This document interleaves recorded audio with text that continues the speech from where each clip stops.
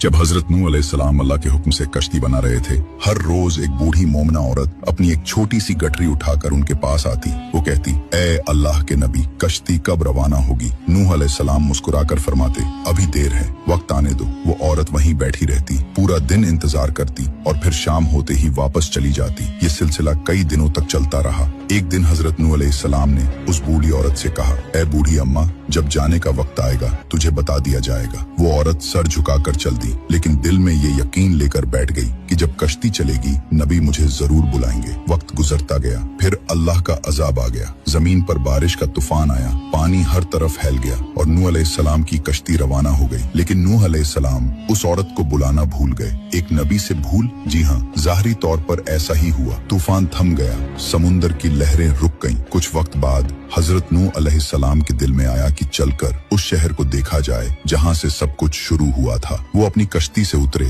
और शहर की तरफ चले। जब शहर पहुँचे तो देखा हर तरफ वीरानी थी, तबाही थी, मगर एक कोने में एक झोंपड़ी से रोशनी आ रही थी, एक दिया जल रहा था। नूह अलैहिस्सलाम हैरान हुए, इतना बड़ा तूफान आया, सब कुछ डूब गया, लेकिन ये दिया कैसे जल रहा है? उन्होंने जोर से अल्लाहू अकबर की तकबीर लगाई। झोंपड़ी का पर्दा उठा, वही बूढ़ी औरत गठरी उठाए बाहर आई और बड़ी मासूमियत से बोली, या नबी अल्लाह, क्या कश्ती अब तैयार है? चले। नूह अलैहिस्सलाम की आंखें हैरत से फैल गईं। उन्होंने कहा, ए बूढ़ी अम्मा, तुझे कुछ भी पता नहीं चला। बूढ़ी औरत ने सादा दिली से जवाब दिया, क्या नहीं पता चला या नबी अल्लाह? नूह अलैहिस्सलाम बोले, इतना बड़ा तूफान आया, दुनिया डूब गई, बारिशें बरसी, लोगों पर अजाब आ गया और तुझे कुछ खबर नहीं? वो औरत बड़ी सादगी से बोली, या नबी अल्लाह, एक दिन बादल कुछ गरजे थे और हल्की सी फुहार पड़ी थी बस। नूह अलैहिस्सलाम ने आसमान की तरफ देखा और कहा, ए मेरे रब, ये क्या माजरा है? तब अल्लाह ताला ने हजरत नूह अलैहिस्सलाम पर वही नाजिल फरमाई, ए मेरे प्यारे नबी, इस औरत के दिल में तुम्हारी मोहब्बत थी और तुमने उससे वादा किया था कि जब कश्ती रवाना होगी तुम उसे ले चलोगे। तुम अपने वादे को भूल गए, लेकिन मैं रब्बुल आलमीन तुम्हारे वादे का भी जिम्मेदार हूँ। मैंने अपने अजाब को